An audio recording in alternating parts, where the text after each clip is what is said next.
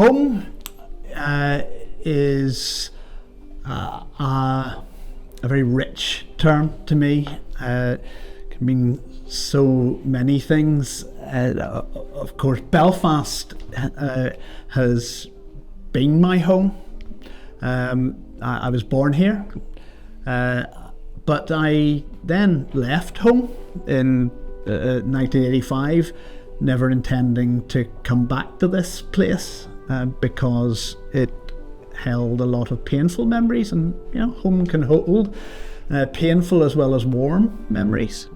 But I subsequently came home and have spent most of my time as a Methodist minister ministering in my home city.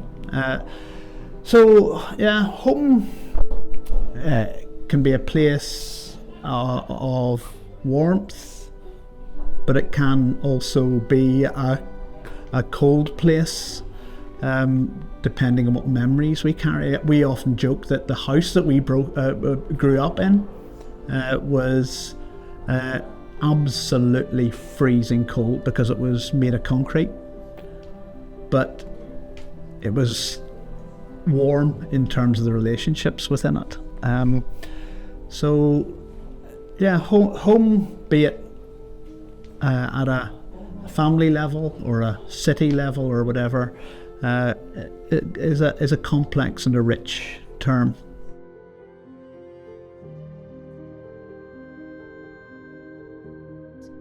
It was part of the fact that in recent festivals, the theme of Belfast and indeed of the world as a shared home and one that we have to look after together has come up again and again, and so we started to ask questions as to whether Belfast was as homely as it might be for all of those people who live here, some of whom were born here, some of whom chose to live here, some of whom have ended up here almost by accident.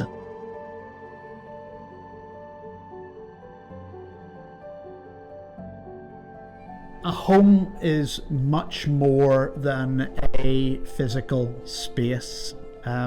It's a place that carries within it all kinds of memories and emotions. And as I say, sometimes those emotions can be negative as well as positive. So we want to create a healthy home. Not just not just a geographical place, and not just somewhere that people have to live, but somewhere where people want to live.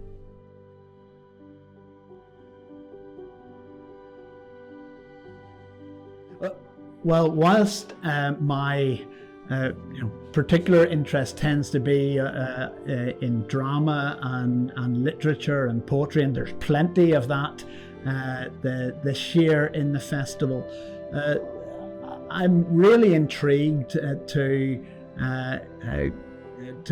see the upshot of our Four Corner founder Martin McGill's research as regards naming Belfast and Belfast street names, and some of the music that is redolent with Belfast street names. So that's one of the events that I'm really looking forward to in the coming festival. But also a particular invited event that's an invitation to the table to explore what a shared Belfast looks like.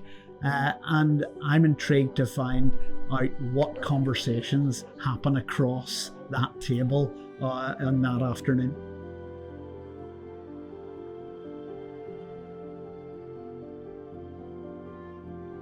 Every geographical place in the world and each community has its own character, and there's no doubt that although I left here in the mid-80s deliberately because of the troubles, I wanted nothing more to do with this place at that point. When I was living in Edinburgh, much though I loved and still love Edinburgh, there were elements of this place that I pined for. The relationships that I had established here, even being able to look down to the end of the street and see the hillsides around me,